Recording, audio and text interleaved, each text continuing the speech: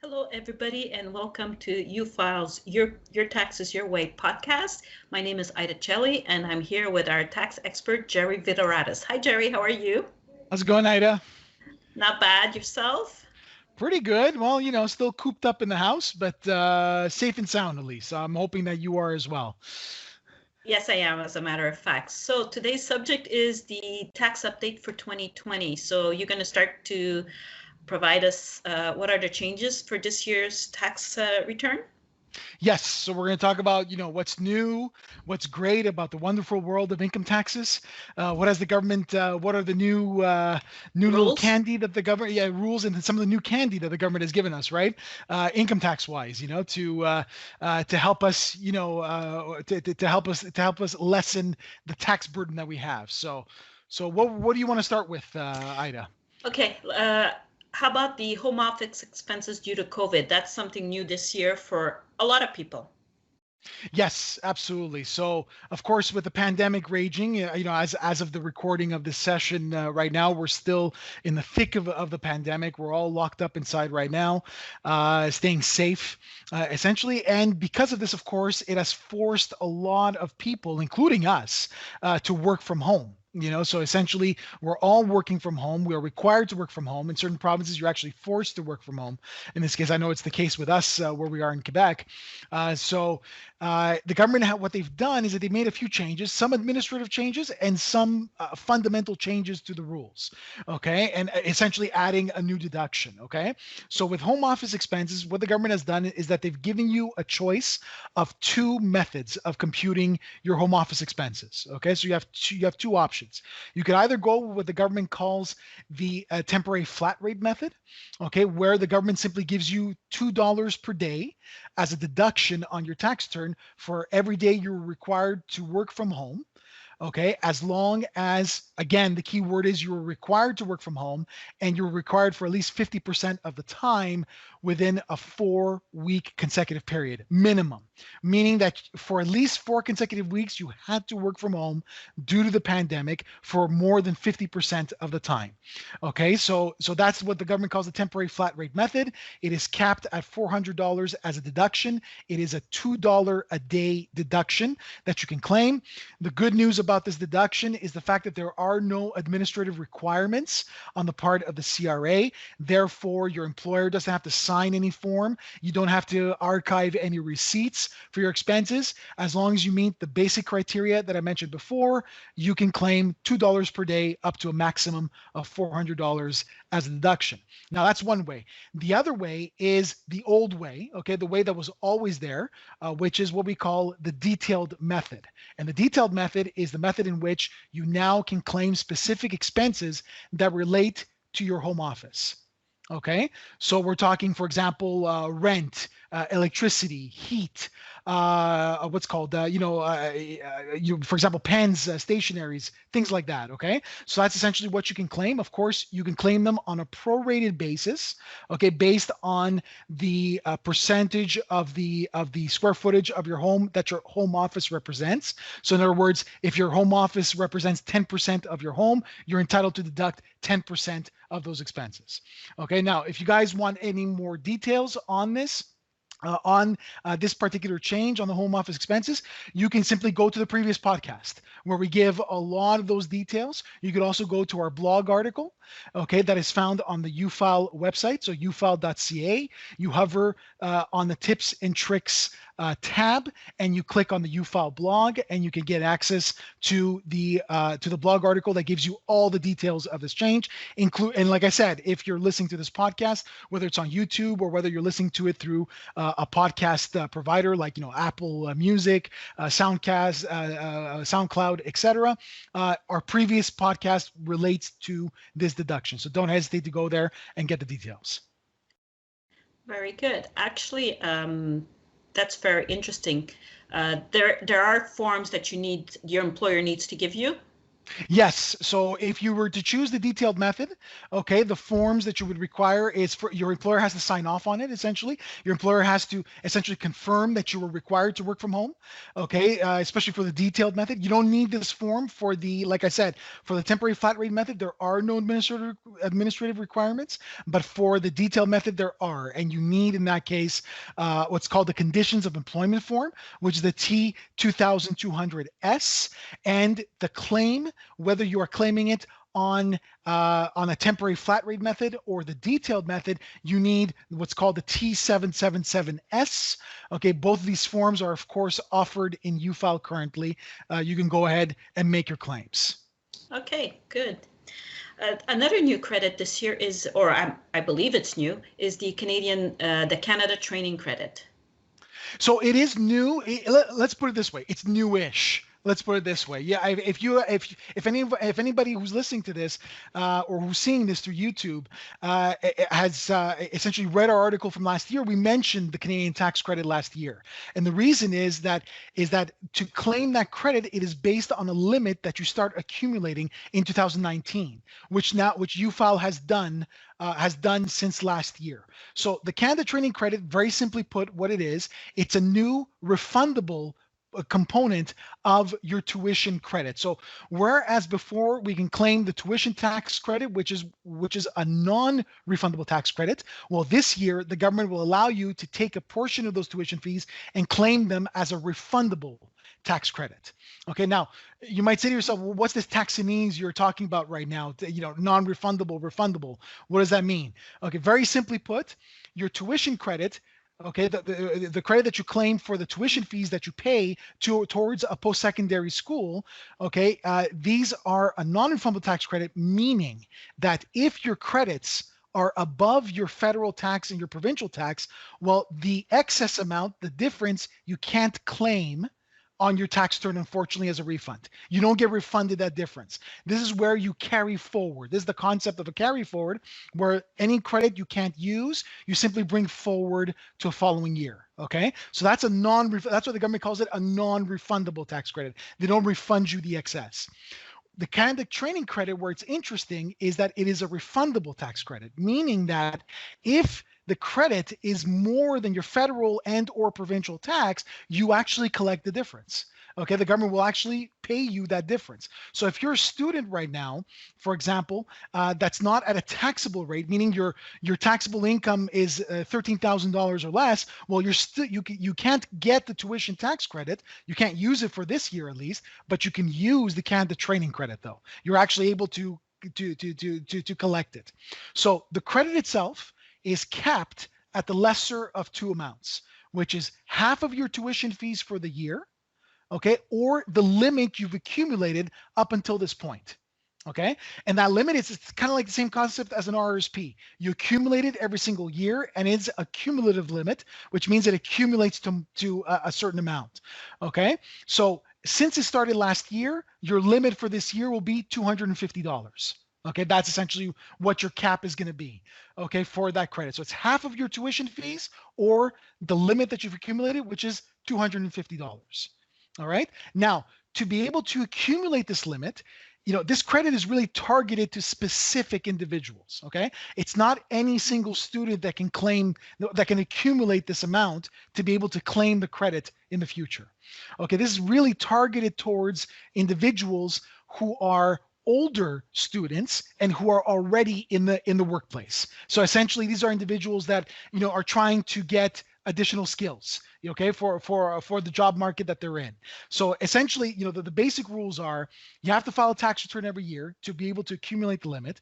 You have to be at least 25 and below 66 years old, okay, in the year.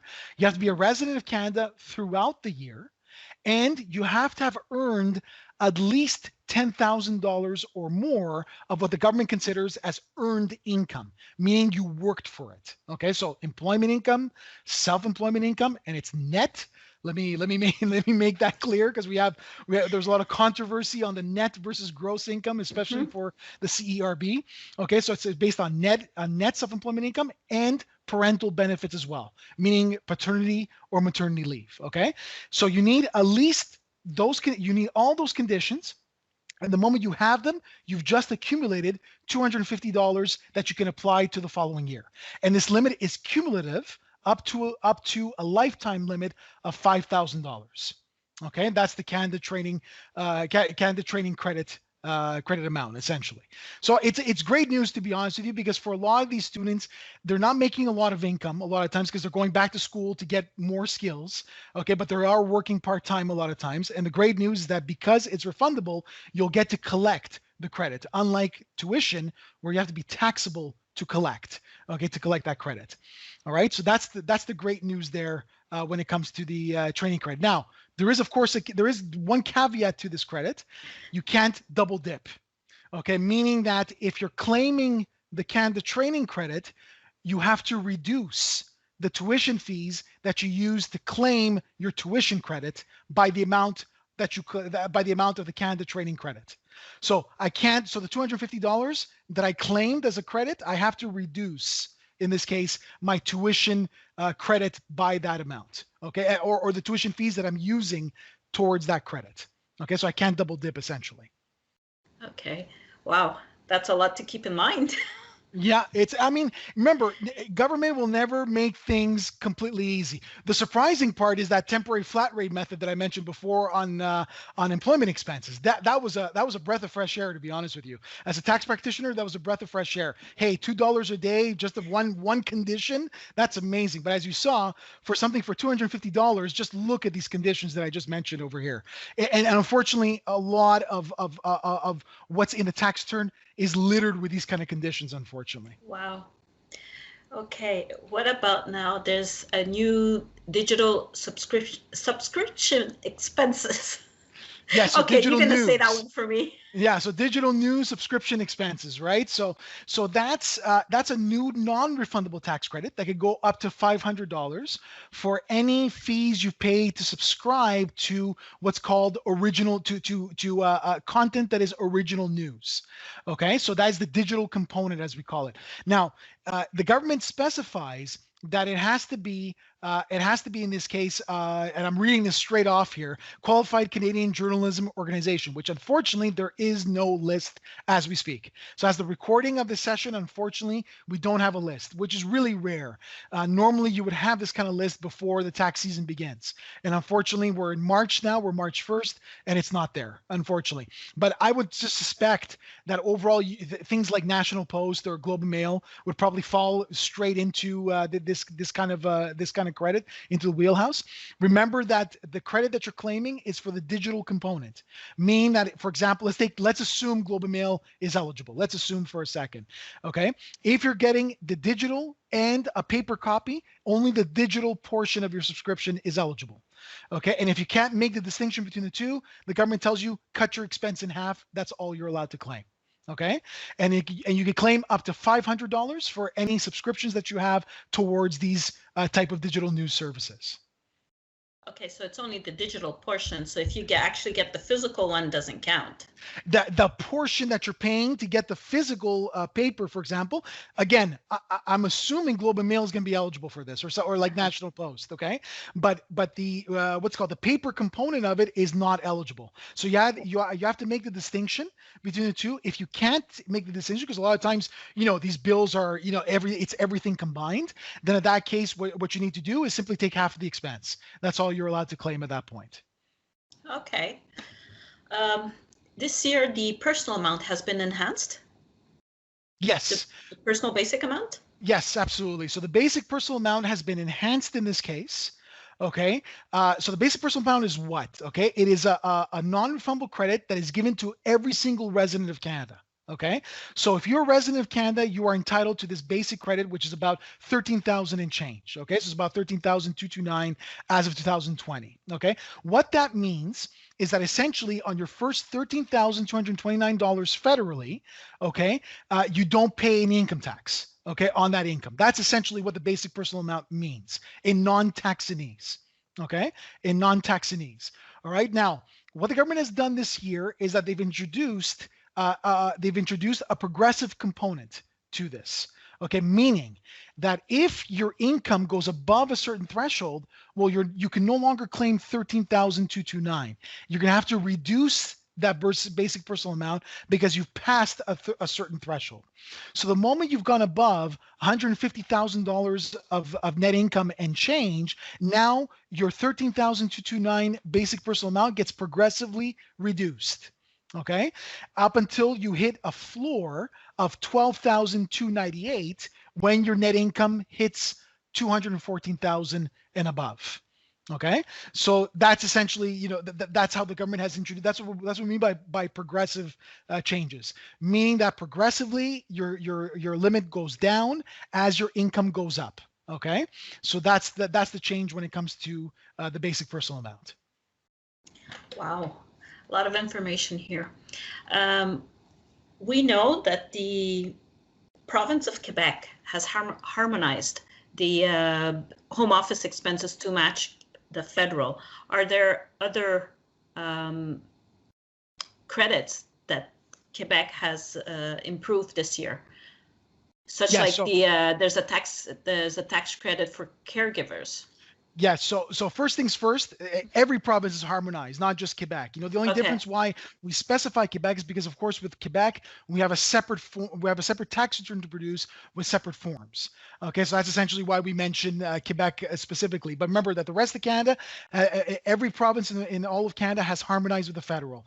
And now for the rest of Canada, your taxable income is based on your federal taxable income, meaning that the deduction you're claiming federally, you're claiming it provincially as well. It works the exact same way. Now in Quebec, they've done the same thing. Okay, they've harmonized. They've introduced also a temporary flat rate method as well, with a detailed method as well, with specific forms that they've added as well. So that has been harmonized. Going to the caregiver credit now, when it comes to Quebec, Quebec has made two changes. One, they've simplified the claim. Okay, so they simplified the claim. In this case, we used to have 4 components to claim when it comes to the caregiver amount. Now it's been reduced to 2. The government has basically, whittled down the categories to 2. Now, same people are eligible. Okay, it's the same credit essentially as what it was before. It's just now 2 broad categories instead of 4. Okay, that's essentially what the government has done. So now you've got 2 types of dependents that you're claiming for the caregiver amount in Quebec. And in Quebec, it's a refundable credit. It is really beneficial, okay, on the Quebec side, because even if the caregiver is not taxable, they still collect that credit. Okay, they don't have to be taxable, unlike a non-refundable tax credit, like I mentioned before. Okay, so on the Quebec side, the 2 broad categories are the person is 18 and above and is entitled to the disability amount. Okay, meaning that they've been officially recognized by Revenue Quebec that they are disabled. Okay, and the second category are relatives that are 70 and above with no physical ailments, with no conditions. Okay, so those are the 2 types of dependents that you can claim.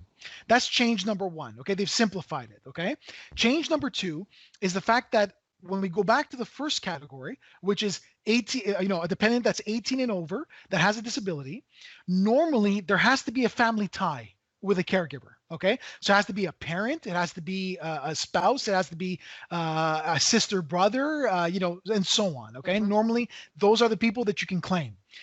Starting this year, the government has introduced a new type of dependent. Okay, a person that has no family ties to the caregiver. Okay. However, the caregiver still takes care of this person, and a medical practitioner has certified that the caregiver, who has no family tied to this person, does take care of that person on a daily basis. Okay, so that's the major change. Meaning, if I were to take an example, let's say I've got my neighbor that I take care of. Okay, my neighbor has no family here. My neighbor is disabled, and I go and I take care of them on a daily basis. I go over and I help out my neighbor. Okay, every single day. Now, my neighbor have no family ties with this person. Okay, but it doesn't matter as long as I produce the required form, which is the TP 1029.AN.A. Okay, that's the mouthful right there of a form. Pretty much. Okay. As long as that form has been signed by a medical practitioner certifying that I am taking care of my neighbor, then I can claim my neighbor for the caregiver amount. I'm allowed to consider that neighbor as a dependent of mine, okay, for the caregiver amount. That's a pretty fundamental change that the government has done. And it's good news too, because this happens all the time. We take care of family friends a lot of times, right? That are not necessarily related to us, but we still take care of them, right? So now you'll be able to claim these individuals for the caregiver amount. So great news all around when it comes to that. Yeah, that is pretty good. Okay, now we also have a virtual currency transactions. What's Yes. that? Oh, that's the big one. Well, okay, nothing's changed tax-wise. So the rules are, listen, if you're dabbing in virtual currency, whether it's Bitcoin, Ethereum, I think Ripple is another one, and so on. Okay, if you're making gains out of transactions of those types of currency, then you have to declare these as a capital gain on your tax return. Now, you could also declare them as capital losses. Maybe you lost money trading in those things. These are capital losses as well. So that has not changed. You have to declare that. That's taxable income on your return, and it's a capital gain. What's changed on the Quebec side is on an administrative. It's an administrative change, meaning that Quebec now requires you to specify that the transaction is from a virtual currency. So they've Oh, made changes to Schedule G, which is the schedule you declare your capital gains on, okay? And they actually have a section now dedicated to virtual currencies, okay? And on the jacket, on the actual tax return on page 1, there's even a tick mark, okay, where you tick a box telling Revenue Quebec that you've made, that you have a transaction in virtual currency. Now, it's not just capital gains. If you've bought or if you've received virtual currency, the government wants to know that as well. And in that scenario, there is no capital gain because you've purchased, you haven't mhm. sold yet. There is no capital gain, but you have to tick the box on that first page of the Quebec return, which I believe is box 24. Okay, that box has to be ticked as well. So it's an administrative change. The government, I think the government is really trying to crack down. Essentially, they're creating this administrative change to essentially give them the tools to be able to go after people who are hiding the fact that they're not declaring their gains from virtual currency. That's essentially what this is about. Okay. So I think we covered pretty much the whole tax return right now, most of the Yeah, changes, all the yeah, changes. absolutely. So I think we covered it. Remember that we have our blog website, which if you go to the description of this podcast, whether you're going on YouTube or whether you are on a podcast site, be it Apple Music, SoundCloud, Stitcher, etc. Okay, in the description we provide a link to the article that has all the details of everything that we spoke about today. Okay, so it's all there. Do not hesitate to go in there and get all the details that you need on the UFile blog site. Like I said, in the description of this podcast, you'll find the link. And if you want to simply go and check out the UFile the UFile blog site, just go to ufile.ca, go to the tips and tools tab, and then choose UFile blog. Very simple. Wow, thanks a lot, Jerry. This was very informative. So this concludes our podcast for today. So thank you very much, Jerry, and have a good afternoon, everybody. Thank you, everybody. Stay safe.